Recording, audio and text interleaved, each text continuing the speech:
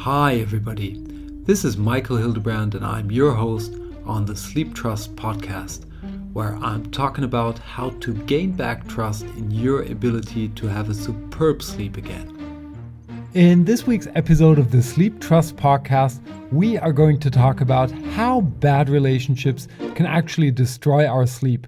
So after this week's episode, you will have a good understanding of what you really want to take care of when it comes to relationships, how they impact our sleep. And this is in particular for you if you are having a hard time to fall asleep because you're faced with feelings like disappointment, guilt, even worries, anger directed to other people or to yourself. And we'll learn how we can transform this through good relationships into feeling loved, understood, and safe. And this is just a fantastic foundation for superb sleep. So let's kick off this week's episode by having a look at why relationships are so important when it comes to our overall well-being as humans and also our sleep. Just doing a little bit of observation, humans are very special creatures, right? Not only because we have our intellect and are able to create these stunning, great things like the microphone that I'm using to record this podcast and the mobile that you might be using right now to listen to it, but also when it comes to raising our kids. It takes years for us to raise our kids. If we would leave a 3, 4, 5-year-old on its own, it would literally have no chance to survive in nature.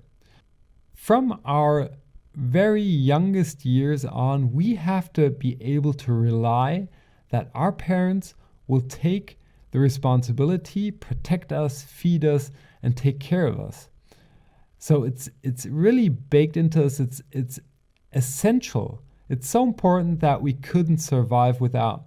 The other thing is a study that they did where, and it's an old one, I think they did it, even a king did it, something like that. They raised kids without giving them love. So they would feed the kids, but there was no talking, no stroking, no sign of love involved, and these kids died, all of them. So we need this, we need the love, we need people to take care of us, and this is just baked into our genes so deeply that it's part of what and who we are, right? But let's move on from the theory to our practical lives. So how can we take care that we have or get the relationships that we deserve to have, that we want to have, that are good for us?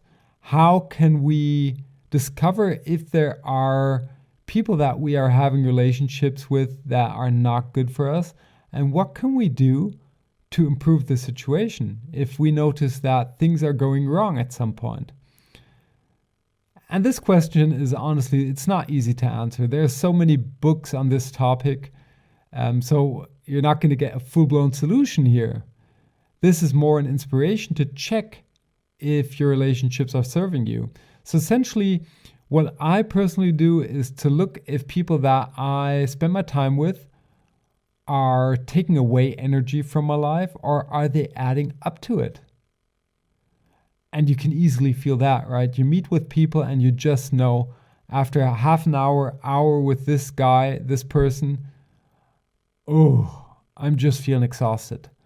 So that doesn't seem to be a good fit. That doesn't have to do anything with an argument. If you on occasion don't have the same opinion, that might be okay. And it's important to reflect on opinions, to discuss opinions, and to tolerate other opinions. But there are just people out there that suck the energy out of our bodies, right? And these are people we just want to avoid. That's kind of, I think, the easiest part, because we all know them, and we just have to see that we spend less time with these people. These people could be in your family. These people could be anywhere.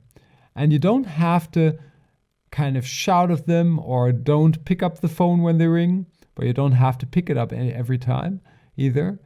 It's more about reducing the time that you spend with these people and sorting out your life, right? On the other side, there are people that we just know that we feel well with. We can share secrets with them. We can have a good laugh, enjoy our time. We can rely on them. For me, personally, it's a super important part of friendship too. Can I rely on a person?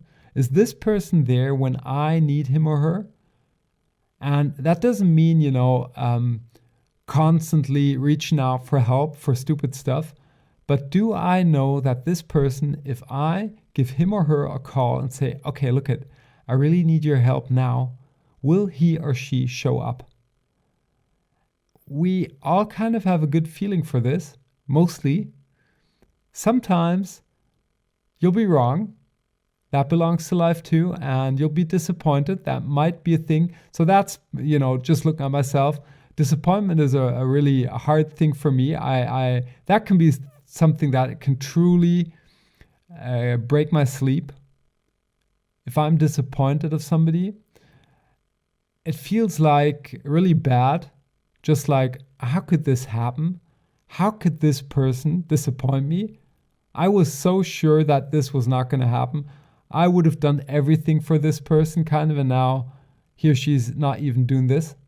I don't like it. And luckily, must say, it happens very rarely because I have a good feeling of people that I love, I like, that are good for me, that I am good for. And I think that's an essential part too, right? We expect people to be around us that are fun for us, that, we can rely on, that give us a good feeling of safety, and so on. But are we these people to them? So how are we actually? And this is a reflection. If we want to attract good people into our lives, people that are, giving us more energy than they take, then we have to start off by being this person that gives more energy than it takes. Well, we often don't really want to spend time thinking about that in this way because there are nicer things to do. But I think reflecting on if we are the person that we want to attract around us, that's a good start. If we start to change this, start to change our way of valuing relationships, doing things that are special for others, being reliable to others, having fun with others, whatever. If we decide to become that person that we want to spend time with, then we're going to attract more of these people. So essentially, it always starts with us, right? Not with others. It starts with us. Are we the person that we want to attract into our lives? If not, change things.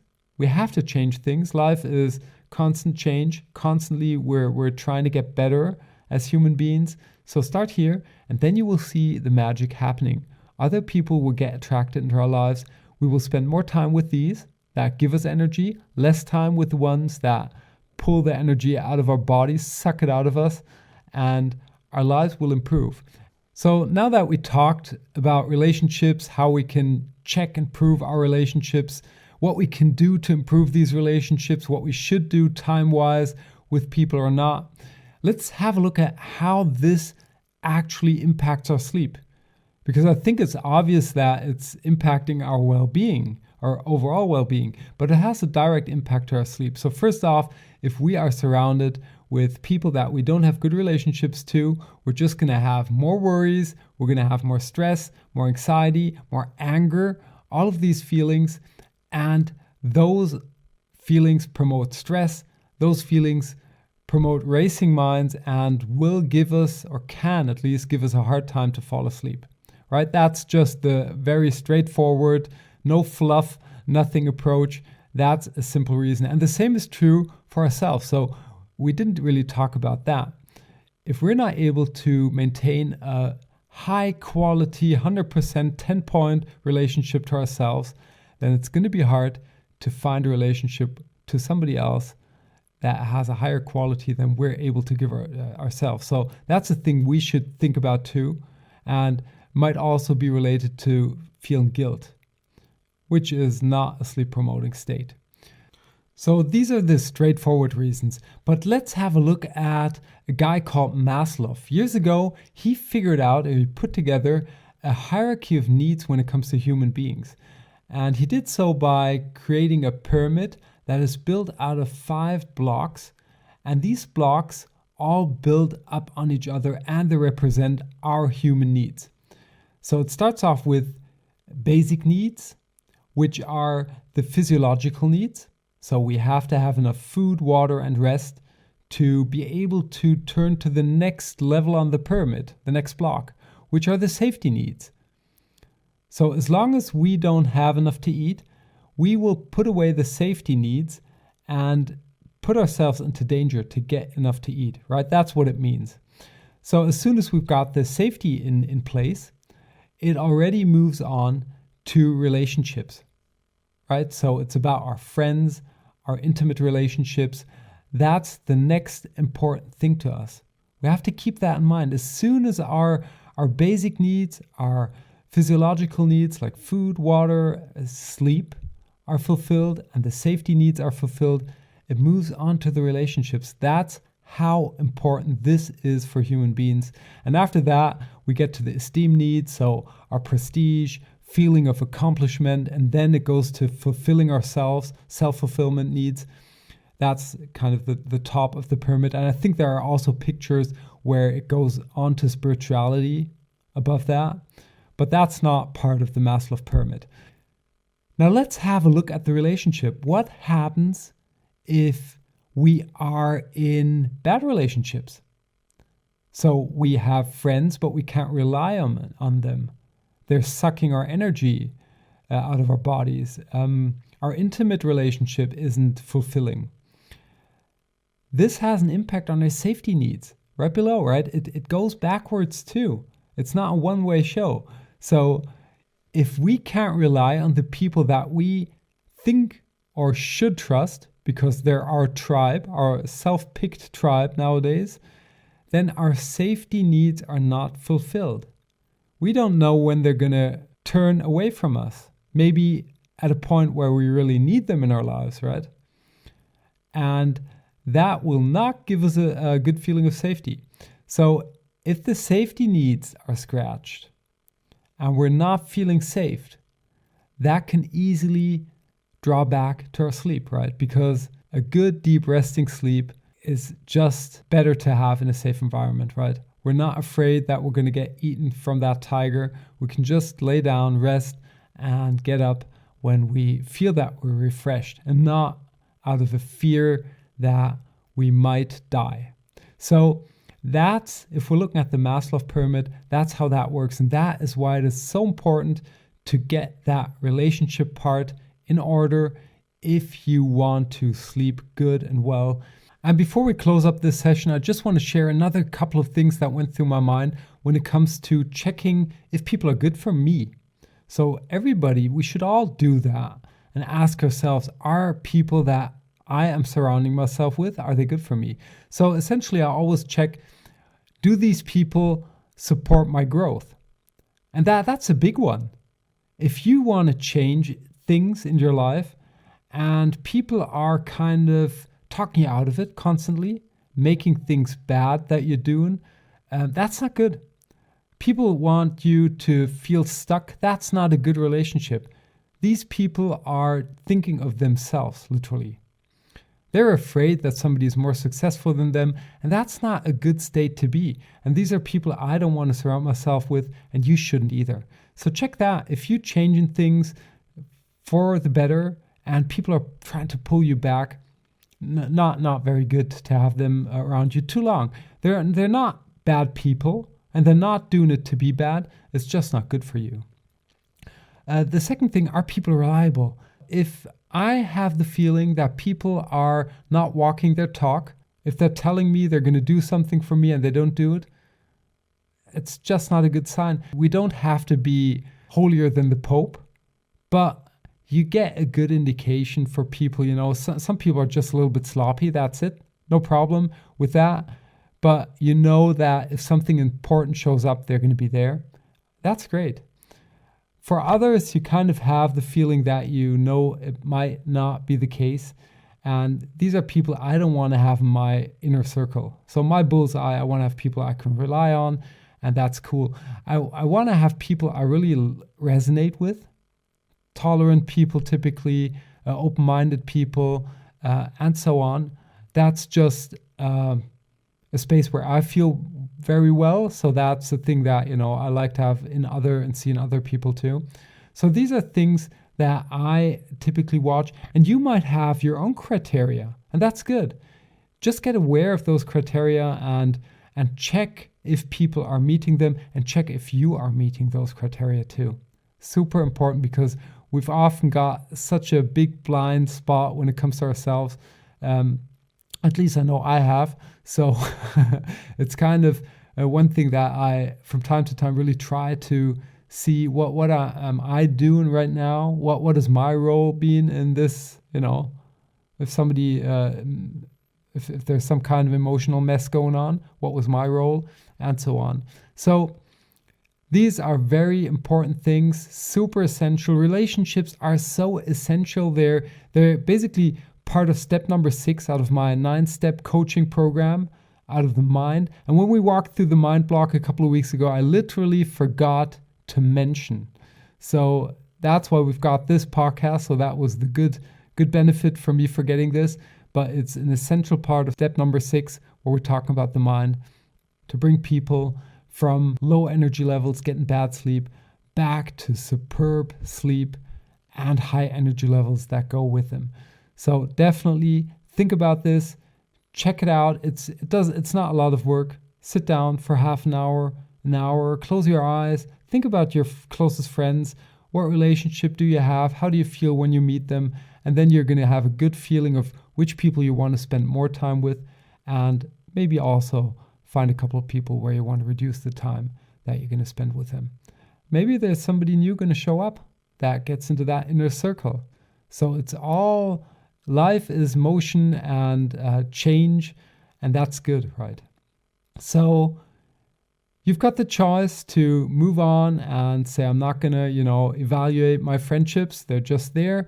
That's okay. I get that. And maybe there are people around you that for 10 years, 20 years, 30 years, 50 years, whatever, that's okay.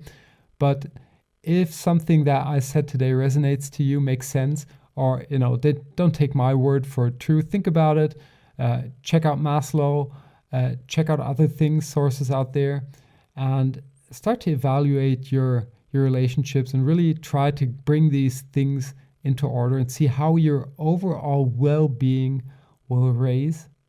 Probably the most powerful thing that you could start doing right now when it comes to your overall well-being.